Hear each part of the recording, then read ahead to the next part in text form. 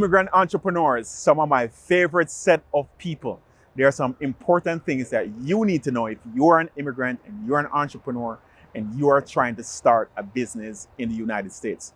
Me, myself, I've started several companies, several businesses in the United States from when I was in my 20s, smaller companies where I'm a sole proprietor to now where I have employees. But baby steps to big steps.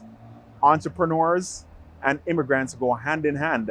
Most immigrants tend to have an entrepreneurial spirit where you want to have multiple businesses, you want to be your own boss, you want to have that sense of community. Well, here are some things that you must do if you are an immigrant entrepreneur. The first thing, there's always a confusion as to your ITIN number, your EIN number, and social security number.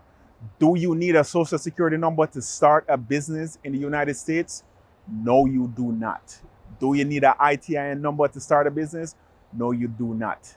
You, however, must have to have an EIN number, an employment identification number to start a business. So within that, the first step that you must do is you must register your business. If you're in the state of Florida, SunBiz is the way to go to register and get your business incorporated. After you do that, you'll get your EIN number. An ITIN number, that's also very helpful. You can start a business with that, but it is not required. However, you must know the distinction. An ITIN number, you cannot work. Starting a business and being authorized to work is two completely different things.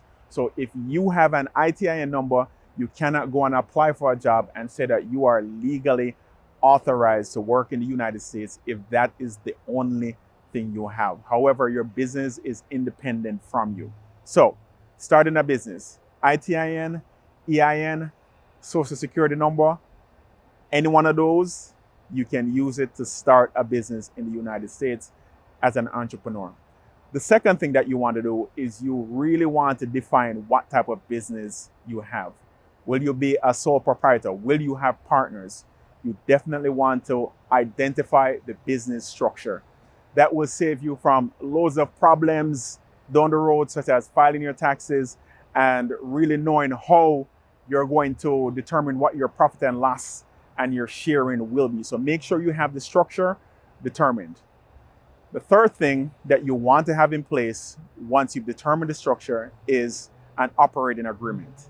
If you have started an LLC, you definitely want to have an operating agreement. An LLC with different members, you really want to have a structure as to how much percentage, who contributed, what capital, and just how the business is going to run. So make sure you do it right from the start and have an operating agreement going. Those are documents that it will save you a lot of hassle, regardless of if it's your friend, it's your family member. Trust me, as an attorney, I have defended many disputes between family members and best friends with businesses, because when you start the business, everything is good. Everybody is happy when you start the business. But what happens when the business starts making the money or it doesn't make any money? You need to have an operating agreement to really define those different things. If it's a partnership, you have to have a partnership agreement, right? So it's pretty much the same format for an LLC, but it's just a different label. And last but not least, the fourth thing is that you want to make sure that you open a business account. Your personal account should be separate. And yes, these are basic things, but it's very, very important to make sure that you have a business account for your business. Why is it important? Because later on down the road, if you want to buy a house solely off the income of your business, if you want to get a loan, if you want to buy a car, they are going to look to your profit and loss, which is derived from your business account. So yes, have your personal account separate, but make sure you have a business account for that business that you set up. And make sure you don't commingle your funds. Don't go out for fast food if it's not related to business and you are withdrawing it from your business account, right? Make sure that you have your business account set up and you're not commingling your personal expenses with your business expenses. Because what I see for a lot of my clients who want to now try to buy a home or apply for a business loan it's very difficult for them to be eligible because they're like, hey, I make all this money. Why won't the bank approve me? Because if you are using the income solely from your business, right, it is extremely difficult for them to say, okay, where was the profit? What's an expense? What is your revenue? What's your profit margin?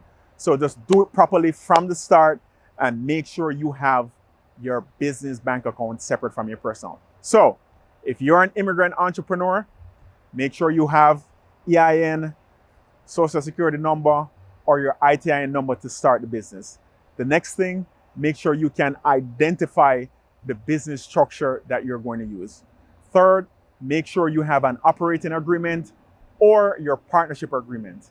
And then fourth, make sure you have your business account. Let's do it the right way.